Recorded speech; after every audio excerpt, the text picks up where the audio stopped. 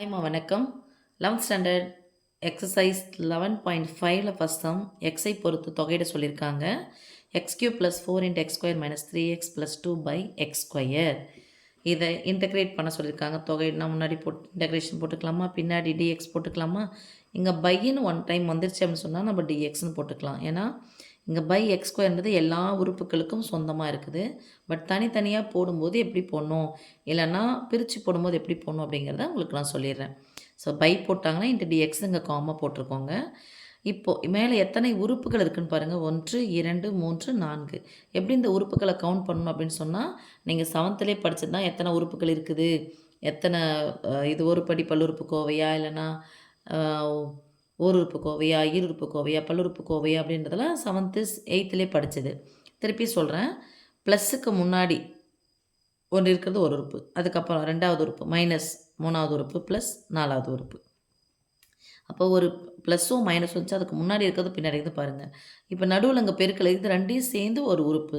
இதை ஏன் நம்பர்னு சொல்லாமல் நம்ம உறுப்புன்னு சொன்னால், ஒரு மாறியும் மாறிலையும் சேர்ந்து இருந்தால் அது உறுப்பு. ஓகே, இப்போ எத்தனை உறுப்புகள் இருந்தாலும் கீழே ஒரே ஒரு உறுப்பு இருக்குன்னு மட்டும் பாருங்கள். 2 இருக்கக்கூடாது.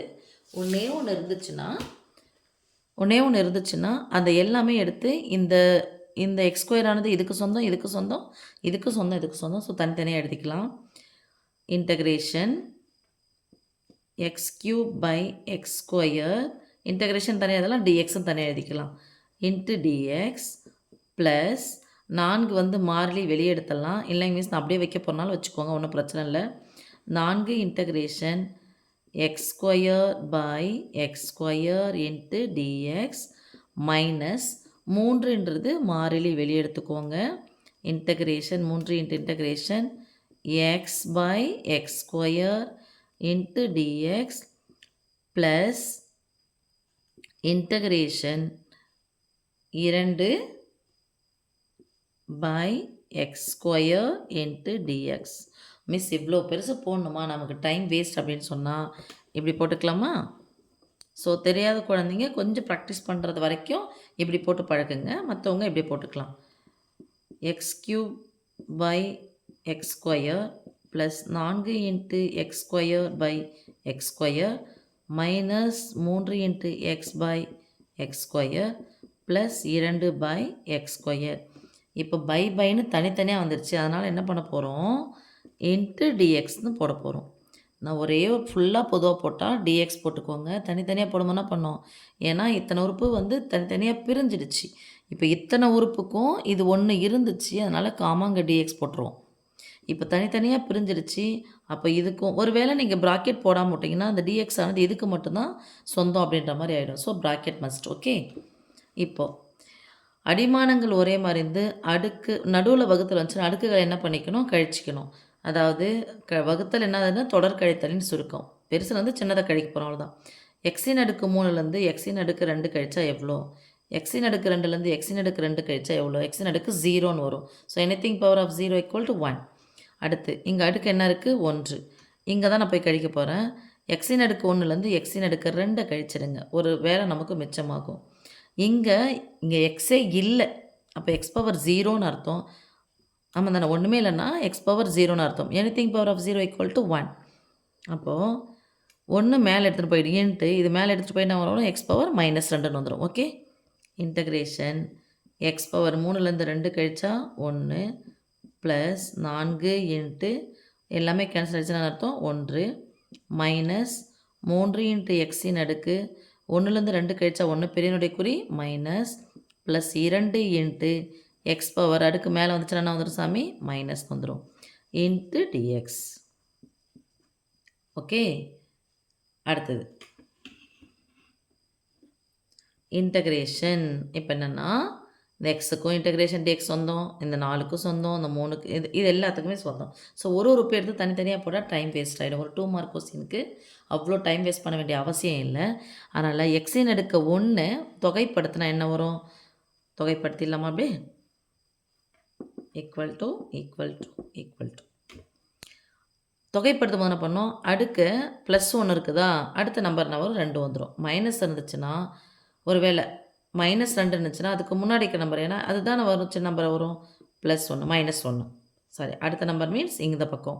ஸோ ஒரு என்கோடு எடுக்கிறோம் அப்படின்னு சொன்னால் 0 + 1 + 2 இங்கே -1 -2 1 கூட்டணும். 1 கூட்டணும் அப்படின்னு சொன்னால் கூடுதல்னு சொன்னால் ரைட் சைடில் போகணும். ஸோ 1 கூட 1 கூட்டினா இங்கே 2 கிடைக்கும்.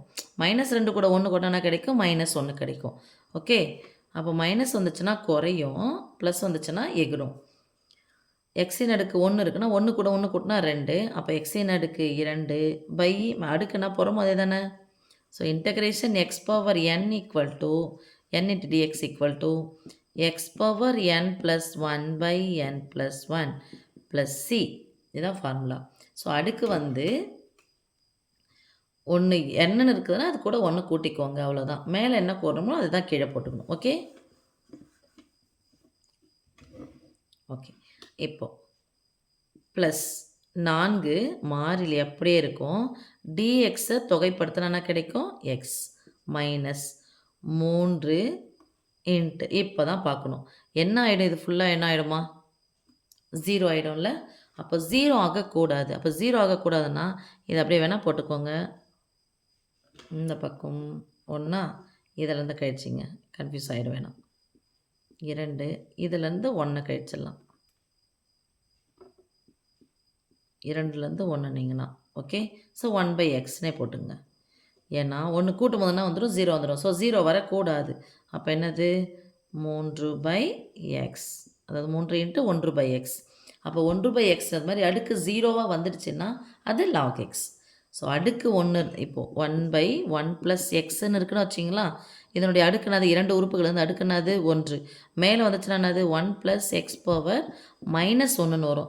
அது கூட நம்ம ஃபார்முலா பிரகாரம் இன்டகிரேட் பண்ணும்போது 1 கூட்டிட்டோம் அப்படின்னு சொன்னால் அது 0 ஆகிடும். அப்போ அடுக்கு 0 வர மாதிரி இருந்தால் 1/ இந்த டேர்ம் என்னன்னு சொல்லணும் log 1 + x இன்டகிரேட் பண்ணால் அது கிடைக்கும். ஓகே,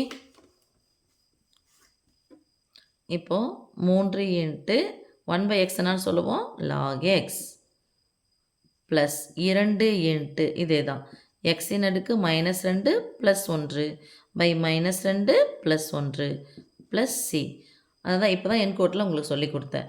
மைனஸ்ன்னு வந்துருச்சு அப்படின்னு சொன்னால் அதுக்கு முன்னாடிக்கு வலது பக்கம் என்ன நம்பர் இருக்கும் -2 என்கோட்டில் -1 -1/1ன்னு போட்டுக்கலாமா அப்படியே.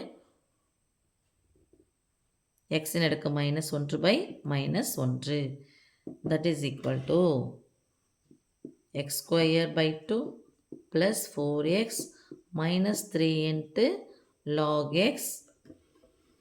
log வந்து மாடுக்குள்ளே போட்டுக்கோங்க.